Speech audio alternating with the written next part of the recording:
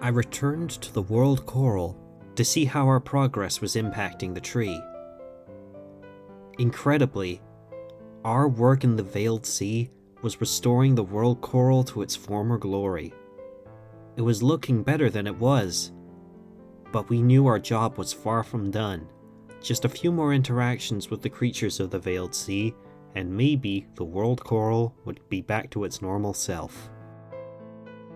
Soon, we decided to check out the freshwater area of the Veiled Sea, where I encountered an electric eel. Electric eel.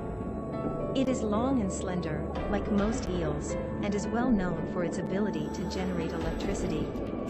It can produce a maximum voltage of around 800 volts, enough to electrocute humans and animals as large as horses. A Japanese pond turtle? Japanese pond turtle. A freshwater turtle that prefers to live in areas with flowing water, such as lakes, rivers, or wetlands. It is an omnivorous species, eating fish, insects, amphibians, shellfish, and weeds. A school of piranha? Red-bellied piranha. This small, dangerously carnivorous fish will eat not only fish, insects, crustaceans, and birds, but also algae and even fruit. It is timid by nature, but if it catches a scent of blood, it and other members of its species will attack its prey together. A Wells catfish? Wells catfish. This species of catfish is one of the largest freshwater fish in the world, and it is believed to have a lifespan of more than 30 years. Its body color may vary depending on its habitat. Thanks to its large size, it is very popular with sports anglers. And my new friend, clown featherfish. We encountered a megalodon. Megalodon. This gigantic shark, which primarily preyed on marine mammals, is believed to have lived roughly 23 million years ago.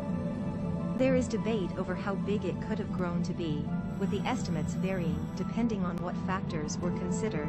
A whale shark. Whale shark. This is the largest fish in the world, identified by the many white specks scattered across its blue back. Its mouth is especially large and filled with a huge number of small teeth. It feeds exclusively on small fish and plankton in the seawater it inhales. And a whole school of migrating rays.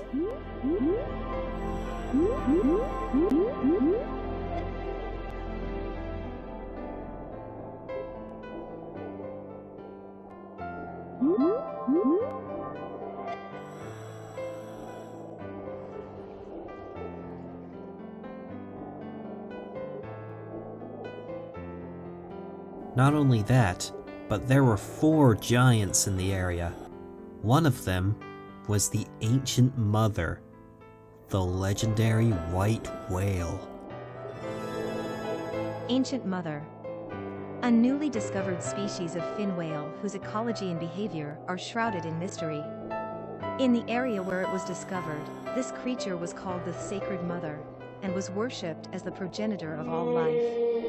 While it is still regarded with mystique, it has also become prominent in merchandise at souvenir shops. There was another whale in the area, known as the Singing Dragon.